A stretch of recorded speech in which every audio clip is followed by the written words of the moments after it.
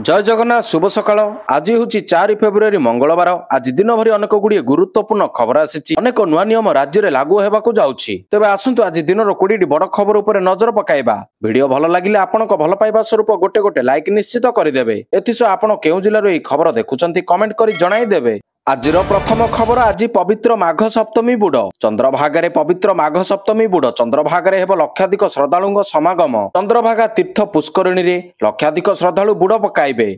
एने पुरी पुलिस पक्षरु व्यापक सुरक्षा व्यवस्था करा जायछि। मेला पड़िया सफाई पाचेरी रंग बेरिकेड और 2टी वाच टावर निर्माण आदि शेष होईछि। सुरक्षा पई मृत्यन होइछन्ति 33 प्लाटून पुलिस फोर्स। बुड़ स्थान और समुद्र कूल लाइफ गार्ड मृत्यन रहिछन्ति। पुलिस पक्षरु स्वतंत्र ट्राफिक व्यवस्था ग्रहण करा जायछि। पुलिस रो नियम मानि चंद्रभागा बुड़े सामिल हेबाकू अपील करिसेंति पुरी एसपी विनीत अग्रवाल। सेपटे माघ सप्तमी पई आज और आसंता काली 2 दिन सूर्य मंदिर प्रवेश शुल्क छाड़ होईछि। परवर्ती खबर ओडिशा रेल बजेट अमृत स्टेशन पई 2379 कोटी। रेल बजेट ने रेल मंत्री अश्विनी वैष्णव को प्रेस मीट। बजेट रे ओडिशा को 10,599 कोटी मंजूरी मिलिछि बोली सूचना दैछन्ति रेल मंत्री अश्विनी वैष्णव। राज्यर 59टी अमृत स्टेशन पई 2379 कोटी व्यय बराद होईछि। गत 10 वर्ष मध्य ओडिशा रे 2046 किलोमीटर रेलवे ट्रैक तैयारी होईछि। ओडिशा रे नवनिर्मित ट्रैक मालेशिया रे थिबा ट्रैक ठारो अधिक। ओडिशा रे वर्तमान सुधा 6टी वंदे भारत ट्रेन चालुछि। यह 78,000 कोटी प्रकल्प निर्माण चली। राज्य में 1900 किलोमीटर ट्रैक रे कवच लगी काम सरी। परवर्ती खबर आईएएस मनीष अग्रवाल अड़ुआ बढ़िला। मालकानगिरी पीए देवनारायण पंडा मृत्यु मामला। आईएएस मनीष अग्रवाल बढ़िला अड़ुआ। मनीष को नाँ एनडब्ल्यू जारी करने निर्देश रही। यह निर्देश देइछन्ति मालकानगिरी एसटीजेएम। बारंबार नोटिस पर हाजर होनथिले मनीष अग्रवाल सहित अन्य 3 जन नाँ एनडब्ल्यू लगी निर्देश दिया जायछि। बारंबार नोटिस सत्वे हाजर होइनथिबा कारणरू निर्देश देइछन्ति मालकानगिरी एसटीजेएम। परवर्ती खबर गंगारे शव भसाइछन्ति योगी सरकार। महाकुंभ दल चकटरे अनेक लोक प्राण हराइबा परे योगी सरकार उपरे किछि एभली अभियोग करिसन्ति लोकप्रिय बॉलीवुड अभिनेत्री तथा सांसद जया बच्चन। सीधा सीधा योगी सरकार को टार्गेट करने सह महाकुंभ दला चकटरे जीवन हराइथिबा लोकंकु सरकार गंगा नदी रे भसई देइछन्ति बोली अभियोग आनिछन्ति जया। से सीधा सीधा कहिसन्ति महाकुंभ दला चकटरे जीवन हारिथिबा लोकंक शवको नदी रे फोपाड़ी देले जेउ कारणरू गंगा नदीर पानी दूषित हैला। सरकार ए दिगरे किछि मध्य ठोस जवाब देउनी। आउ ए मुद्दा उपरे पूरापूरी सरकार चुप अछि बोली कहबा सह गंभीर अभियोग आनिछन्ति जया बच्चन। परवर्ती खबर गुरु को धोखा देइछन्ति केजरीवाल। अमित शाह को बड़ बयान। दिल्ली निर्वाचन पई गतकाली सरिछि प्रचार। और ए प्रचार अवसर रे आम आदमी पार्टी सरकार केजरीवाल को उपरे वर्षिछन्ति।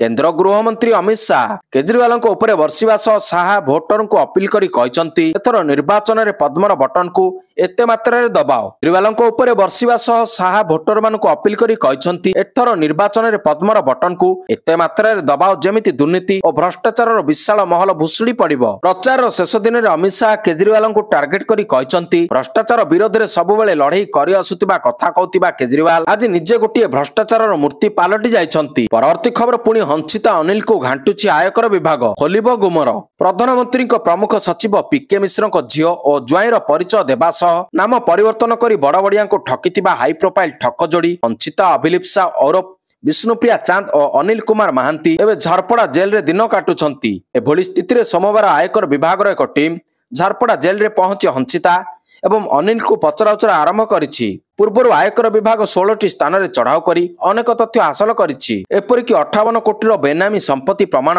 आईटी हाथ में लगी। पचराउचरा पर हाई प्रोफाइल ठक जोड़ी आउ अनेक गुमर पदाक आसिबो बोली जना पड़िछि। परवर्ती खबर पुणी थरे घटिथांता बड़ विस्फोरण जाइथांता अनेक लोकंक जीवन। पंड हला माओवादी योजना कम्बिंग ऑपरेशन बेले अल्पके भर्ती गले जवान। छत्तीसगढ़ बीजापुर मुख्य रास्तार आईडी खंजिथिले माओवादी। जवान को पई करिथिले एते बड़ योजना। जवान को टार्गेट करी खंजा जाइथिला आईडी हेले योजना रे पानी पकाई देले जवान। चाल को जानी पारी आईडी बोमा को निष्क्रिय कले जवान। 25 केजी प्लास्टिक कंटेनर रे बोमा खंजिथिले माओवादी। शनिवार दिन बीजापुर रे जवान को गुली रे 8 जन माओवादी निहत होइथिले। एहा पूर्वरु 14 जन दुर्दांत माओवादी को निहत करि सारिछन्ति जवान। आसिला परवर्ती खबर पुंजी बाजार रे टैरिफ प्रभाव। ट्रम्प को ट्रेड वार सामने रे फीका पड़िला भारतर टैक्स फ्री। बजेट रे 12 लाख पर्यंत टिकस छाड़ घोषणा परे मध्य शेयर बाजार रे झड़। सोमवार पुंजी बाजार खोलिबा मात्रे तळमुआ होइतिला सेंसेक्स।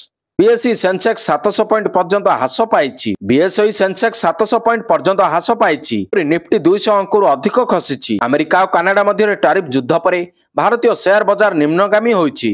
परवर्ती खबर फेब्रुआरी द्वितीय सप्ताह ओडिशा को मिलिबो नुआ पीसीसी। निर्वाचन सरिबा परे दलर वरिष्ठ नेता माने विचार विमर्श करी ना घोषणा करिवे। ता पूर्वरु दिल्ली रे पहुंचिछंती कटक बारवाटीर पूर्वतन विधायक मोहम्मद मोकिम। दिल्ली विधानसभा निर्वाचन में सामिल होई दल पाई विभिन्न स्थान में प्रचार करुछंती। तेबे मोकिम नुआ पीसीसी सभापति होई पारंती बोली दलर किछि नेता सूचना देउछंती। दिल्ली विधानसभा निर्वाचन में राहुल गांधी को प्रचार थिबारु एथिरे सक्रिय भूमिका ग्रहण करिछंती ओडिशार एकमात्र कांग्रेस सांसद सप्तगिरी उल्लाका।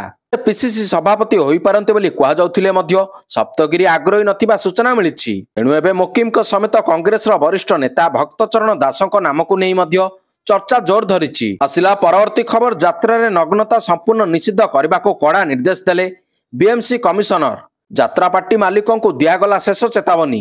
एथर यात्रा रे नग्नता संपूर्ण निषिद्ध करने को कड़ा निर्देश जारी कले बीएमसी कमिशनर राजेश प्रभाकर पाटिल। खंडगिरी मर्यादा हानि न करने को पार्टी मालिकों को कहा जायछि। नियम उल्लंघन कले आईन अनुजाई कड़ा कार्यानुष्ठान नियाजिबो बोली कहचंती बीएमसी कमिशनर। फेब्रुआरी 4 अर्थात आज महाकुंभमेला आरंभ हेउथिबा बेले 6 रु यात्रा महासमर 14 दिन धरी कंपिब खंडगिरी उदयगिरी पहाड़ पाददेश। खंडगिरी यात्रा महासमर को शांति श्रृंखला सहित संपादन करबा पई कड़ा निर्देश जारी करछंती बीएमसी कमिशनर। परवर्ती खबर 5 रे विकसित गाँ विकसित ओडिशा योजनार शुभारंभ करिवे मुख्यमंत्री। आसंता 5 तारिख रे शुभारंभ हेबो विकसित गाँ विकसित ओडिशा योजना। खोर्धार जंकिया मिनी स्टाडियम रे आयोजित कार्यक्रम रे मुख्यमंत्री मोहन चरण माझी यार शुभारंभ करिवे। जिला मुख्यालय रे मध्य विकसित गाँ विकसित ओडिशा शुभारंभ पई स्वतंत्र कार्यक्रम हेबो। एठारे एलईडी जोगे मुख्यमंत्री को कार्यक्रम सीधा प्रसारण हेबो। जिलापालक समेत जिला प्रशासन वरिष्ठ अधिकारी माने एथिरे उपस्थित रहिबे। परवर्ती खबर चाषी बेशरे आसिले जिलापाल।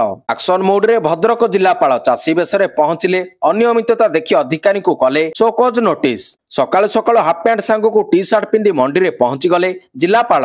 परिचय को गोपन रखी चाषी समस्या पचारि बुझिले। सूचना मुताबक भद्रक जिले में प्रशासन बारंबार तागिद सत्वे मंडी रे चाषी को मिलर और विभिन्न सेवा समवाय समिति लुटुथिबा अभियोग होइतिला। एफएक्यू मानर धान संग्रह आଳରେ चाषीଙ୍କ ଠାରୁ क्विंटाल पिछा 8 रु 10 किलो पर्यंत धान कटनी छटनी करा जाउछि। अभियोगर सत्यता जानिबा पई चाषी बेसरे मंडी रे पहुंचितिले जिलापाल। घटनार सत्यता जानिबा परे सोसाइटी विरोध रे कार्यानुष्ठान पई एआरसीए को निर्देश दैछंती जिलापाल। परवर्ती खबर दिव्यांग बालकों अभियोग प्रकोष्ठ रु सीधा मेडिकल पठाइले सीएम। जने दिव्यांग को मेडिकल पठाइछंती मुख्यमंत्री मोहन माझी।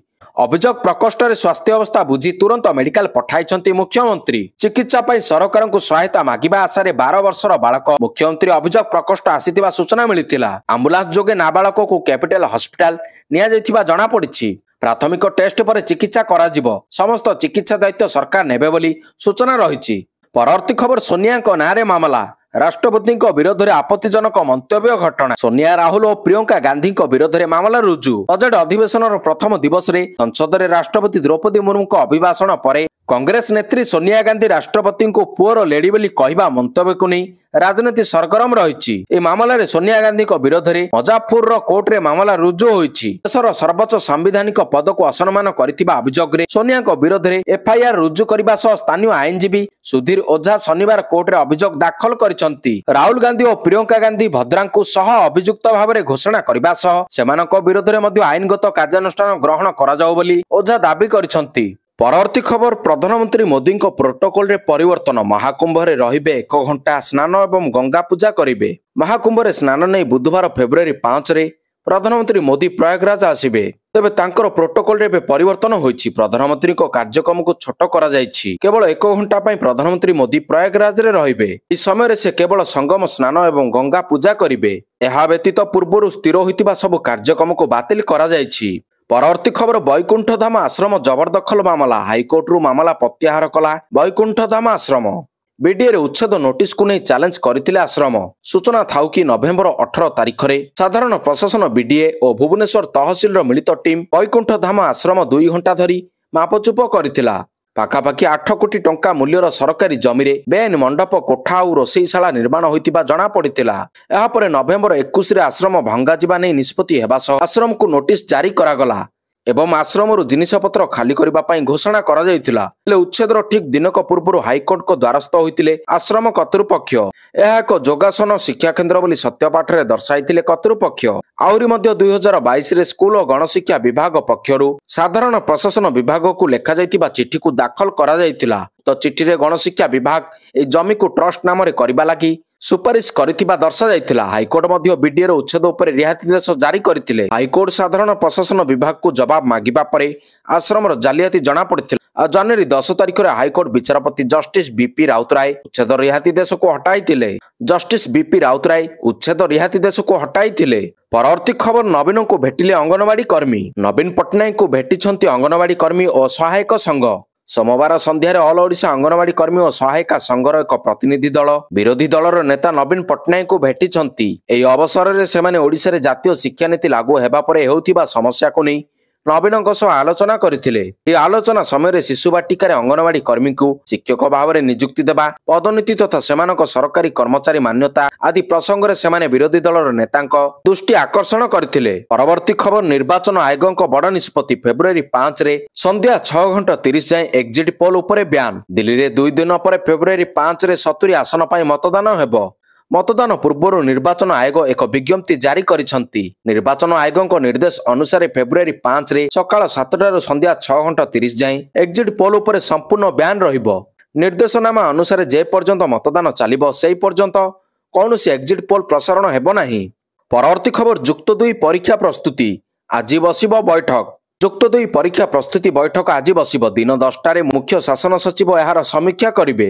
ଏନେଇ ସବୁ ଜିଲ୍ଲାପାଳଙ୍କୁ ସିଏଚ୍ଏସ୍ଇ ଅଧ୍ୟକ୍ଷ ଚିଠି ଲେଖିଛନ୍ତି। ଫେବୃଆରୀ 17 ତାରିଖରୁ ଯୁକ୍ତ 2 ଥିଓରି ପରୀକ୍ଷା ଆରମ୍ଭ ହେବାକୁ ଯାଉଛି। ଏଥିସହ ଫେବୃଆରୀ 18ରୁ ମାର୍ଚ୍ଚ 27 ଯାଏଁ ଚାଲିବ ପରୀକ୍ଷା। ପରବର୍ତ୍ତୀ ଖବର, ରାହୁଲ ଗାନ୍ଧୀଙ୍କ ବୟାନ, ଚୀନ ଠାରୁ ଭାରତ ବହୁ ପଛରେ। ମେକ୍ ଇନ୍ ଇଣ୍ଡିଆ ଯୋଜନା ଫେଲ୍।